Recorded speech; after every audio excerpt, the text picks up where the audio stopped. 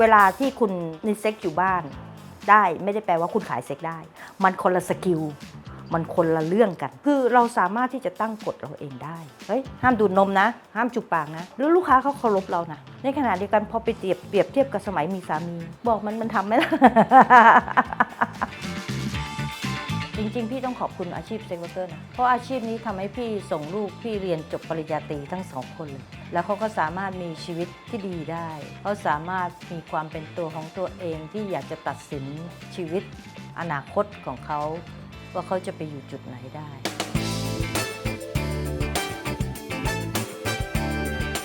ชื่อจริงทันตานะคะอันตาลาวิลาวันยกุลปัจจุบันเป็นผู้ประสานงานให้มูลนิธิ Empower อดีตคือคนทำงานไม่ใช่อดีตสิปัจจุบันก็ยังเป็นนะเพราะว่าจริงๆเป็น Sex Worker ที่ทำงานมาตั้งแต่อายุ20 กว่า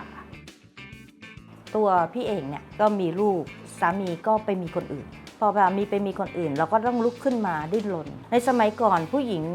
เราจะมีความเชื่อว่าพอแต่งงานแล้วก็คือมีหน้าที่เป็นแม่บ้านดูแลลูกแต่วันหนึ่งที่สามีทิ้งไป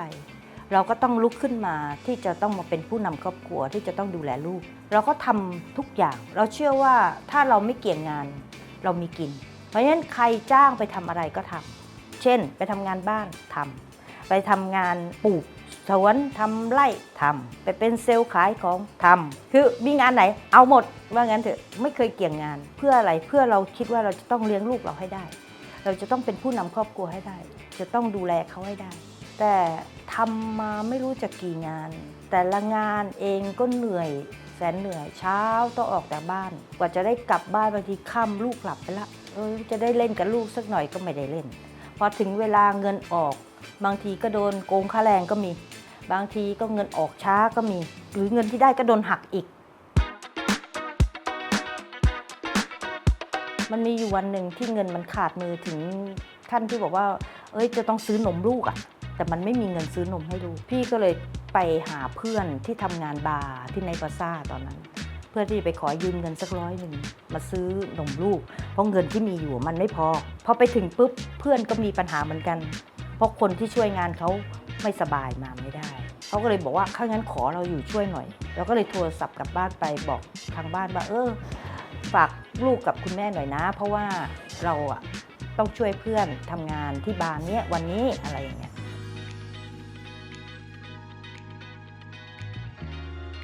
ก็คือเวลาลูกค้าเข้ามาก็ถามดื่มอะไร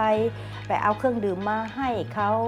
ถามไถ่สารทุกข์สุขดิบคุยไปคุยมามันก็เลยทำให้เกิดการพูดคุยกันสนุกสนานเขาก็เลยเลี้ยงดื่มเราเลี้ยงดื่มเสร็จพอเช็คบิลเขาก็ให้ทิปอีกวันนั้นพอทำงานเสร็จก็ได้ค่าแรงด้วยกลับบ้านได้เงินกลับบ้าน300ก็ได้ซื้อนมกลับบ้านวันนั้นก็กลับดึกพรุ่งนี้ไปทำงานไม่ไหวก็โทรไปลางานวันนั้นก็ได้อยู่กับลูกมันก็เริ่มมีความรู้สึกว่าอ้าวเงินมันพออะได้อยู่กับลูกด้วยความฝันของคนเป็นแม่คือมันได้อยู่กับลูกนะเราก็เลยตัดสินใจที่จะทำงานกับเพื่อนตั้งแต่ตอนนั้นก็ไม่ได้คิดว่าตัวเองทำงานเซ็กเวอร์เกอร์ไม่ได้คิดว่าตัวเองทำงานบาร์เฉยจนกระทั่งวันหนึ่งเราก็ไปมันก็มีลูกค้าประจำที่มาหน้าตาดีมากหล่อมากรู้สึกแบบใจละลายอะไรอย่างเงี้ยนะแล้ววันหนึ่งเขาก็มานั่งเม้ามอยคุยกันไปคุยกันมาสนิทกันสักระยะหนึ่งแล้วเขาก็มาชวนเราไปมีอะไรกันพอไปมีอะไรกันเขาก็มีเงินตอบแทนให้เราก็รู้สึกว่ามันเริ่มคิดอีกละจากตอนแรกที่ว่างานนั้นตอบโจทย์ชีวิตตอนนี้พอคนนี้ให้ได้เงินจากจุดนี้เราเริ่มคิดว่าอะไรเนี่ยเราไปกับลูกค้าที่เราพึงพอใจเราได้การป้องกันที่ไม่เคยได้จากสามีมันมีความรู้สึกว่าเราได้ความปลอดภัยด้วยเวลาเราทำงานซึ่งตอนเราอยู่กับสามีเราไม่เคยได้หมายความว่าเราไม่เคยขอเขาใส่ถุงยางได้เลย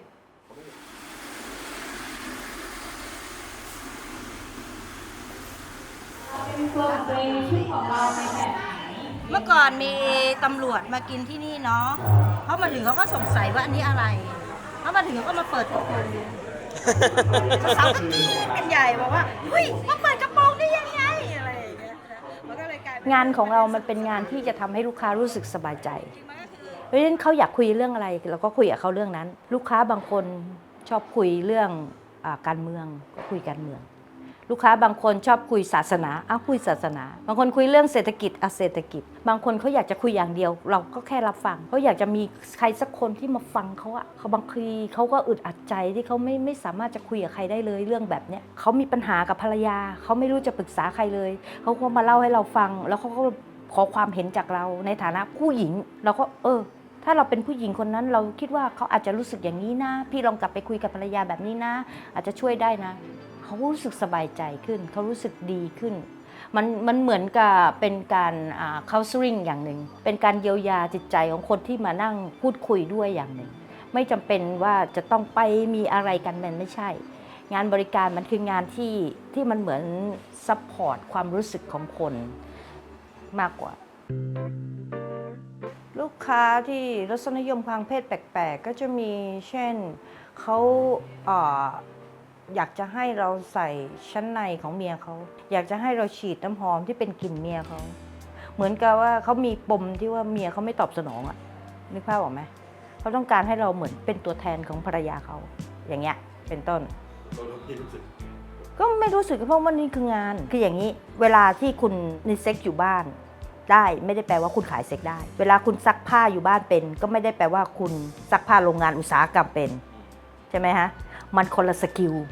มันคนละเรื่องกันนะแต่จุดเริ่มต้นของงานพี่มันมาจากความพึงพอใจแล้วไปใช่ไหมคะแต่พอมันผ่านกระบวนการทำงานมามันก็เริ่มเรียนรู้ว่าถ้าลูกค้าคนนี้อยากไปกับเราก็ดูภาวะอารมณ์ของเราตอนนั้นว่าเราอยากไปไหมไม่ได้มองว่าเราต้องชอบลูกค้าคนนั้นไม่ใช่มันคืองานแต่ถ้าเรารู้สึกเหนื่อยล้าเรารู้สึกว่าเราไม่พร้อมเราก็แค่ปฏิเสธที่จะไม่ไปแค่นั้นเองแล้วก็ไม่มีประเภทแบบไม่ใส่ถุงยางมาต่อรองก็ไม่มีอันนี้เพราะว่าเป็นกฎตายตัวที่ต้องใช้ด้วยกันเพราะฉะนั้นสถิติของเซ็กเวอร์เกอร์ในประเทศไทยถึงติดเชื้อน้อยที่สุดเพราะว่าอาชีพเนี่ยมันเป็นเขาเรียกว่ามือโปรในการป้องกันด้วยซ้ำชีวิตคนโดยปกติทั่วไปนั่นแหละที่มันทำให้เกิดการติดเชื้อมากกว่าเพราะว่าพออคติต่อถุงยางอนามัยพอจะใช้ถุงยางก็มีความรู้สึกว่าเฮ้ยมึงดูถูกกูเหรออะไรเงี้ยก็คือเราสามารถที่จะตั้งกฎเราเองได้นะคะจริงๆแล้วเนี่ยลูกค้าจะไปเพื่อนเราบางคนเขาบอกว่าเฮ้ยห้ามดูดนมนะเขาก็ดูดนมไม่ได้ห้ามจูบปากนะเขาก็จูบปากไม่ได้แล้วลูกค้าเขาเคารพเรานะเวลาพี่ทำงานเนาะพี่ไม่เคยปิดบังลูกว่าพี่ทำงานบาร์พี่ก็บอกลูกว่าแม่ก็ทำงานบาร์ก็แค่ทำงานบาร์บอกทางบ้านก็บอกทำงานบาร์มันก็แค่ทำงานบาร์มันก็ไม่ได้แปลกอะไรไหมแต่เราก็คงบอกอย่างนั้นเหมือนกันนะเหมือนกับคุณจะไปเที่ยวกับแฟนคุณก็บอกทางบ้านว่าวันนี้จะออกไปเที่ยวกับแฟนนะแต่สมมุติคุณจะไปเอากันกับแฟนคุณจะบอกที่บ้านไหมไม่มีใครบอกค่ะก็แค่การไปทำงานเราไม่เคยไปอธิบายลักษณะการทำงานให้ใครฟังอยู่แล้วเราก็แค่บอกเขาว่าเราทำงานที่ไหนก็แค่นั้นเองเขาก็โตขึ้นเขาก็จะรู้เขาเองไม่จำเป็นต้องไปอธิบายเยอะมีนักข่าวมาสัมภาษณ์ที่บ้านแล้วเขาอยู่นักข่าวก็เลยหันไปถามเขาก็เลยพูดขึ้นมาแม่ฉันทำงานบริการในความหมายของเขาเราไม่รู้ว่าเขาจะหมายถึงเราขายหรือเราไม่ขายแต่เขาพูดคำว่าแม่เราทำงานบริการเขาก็ดูแลครอบครัวทำไมไม่ให้แม่ดีเด่นกับแม่ฉันบ้างอันนี้คือประโยคที่เขาพูดกับนักข่าว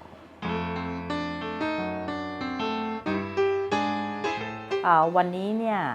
สังคมเราเข้าใจเรื่องสิทธิมากขึ้นโดยเฉพาะเยาวชนรุ่นใหม่ที่เข้าใจมากขึ้นไม่เอา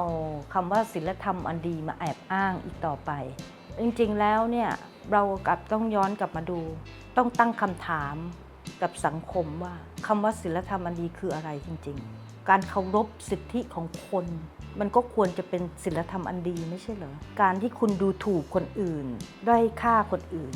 อันนี้มันน่าจะผิดศีลธรรมไหมเพราะฉะนั้นแล้วเนี่ยการกีดกันคนออกจากสังคมมันก็คือการผิดต่อศีลธรรมเหมือนกันนะเราไม่ควรที่จะไปด้อยค่าคนอื่นด้วยคำนี้ผมรู้สึกว่าบางคนก็ชอบอย่างพี่น้องชอบอาชีพนี้